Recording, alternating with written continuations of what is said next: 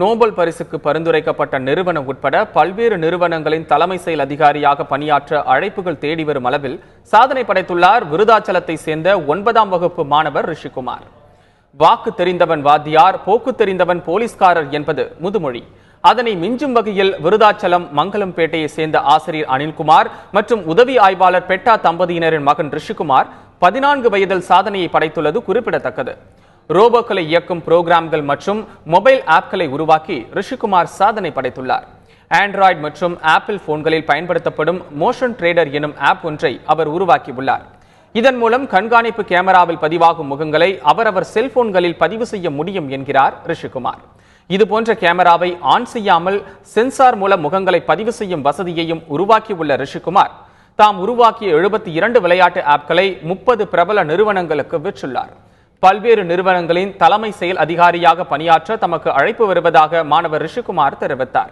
மகனின் திறமை தமிழ்நாட்டுக்கு பயன்பட வேண்டும் என்பதே ரிஷிகுமாரின் தாயாரின் விருப்பமாக உள்ளது. நான் செய்கிற எல்லா சாஃப்ட்வேர், எல்லா ஆப்பு, எல்லா ரோபோட்ஸ் எல்லாமே மிடில் கிளாஸ் பீப்புளுக்கு போய் சேரணும். அதாவது ரொம்ப ரிச் கிளாஸ் பீப்புளுக்கு அதிகமாக காசு வரும். நான் அதிகமாக வேலை வச்சேன்னா அதிகமாக நிறைய பேர் வாங்க முடியாது. அதனால் நான் செய்கிறது எல்லாமே மிடில் கிளாஸ் பீப்புளுக்கு போய் சேரணும். அதே சமயத்தில் எனக்கு நிறையா ஃபாரின் கண்ட்ரீஸ்லாம் இதெல்லாம் ஆஃபர்ஸ், ஃபாரின் கண்ட்ரீஸ்லேருந்து ஜாப் ஆஃபர்ஸ்லாம் வருது. ஆனால் நான் என்ன நினைக்கிறேன்னா, இந்தியாவிலே எனக்கு ஜாப் கிடச்சிருந்தா எனக்கு இன்னும் நல்லாயிருக்கும். அதே சமயத்தில் இந்தியாவிலேருந்து எனக்கு யாரும் ரெஸ்பான்ஸ் பண்ணுறதில்ல நான் பண்ணுற இன்டர்வியூக்கோ இல்லை நான் கேட்குற ஜாபுக்கோ. ஆனால் ஃபாரின் கண்ட்ரீஸ்லேருந்துலாம் நிறைய பேர்லாம் ஆர்டர் பண்ணுறாங்க, நிறைய கம்பெனிஸ்க்கெலாம் சிஇஓஸெல்லாம் கூப்பிட்றாங்க. அதனால தான் இந்தியாவிலேருந்து எனக்கு நிறைய ரெஸ்பான்ஸ் கிடைக்கணும் அப்படின்னு சொல்லிட்டு நான் ட்ரை பண்ணிக்கிறேன்.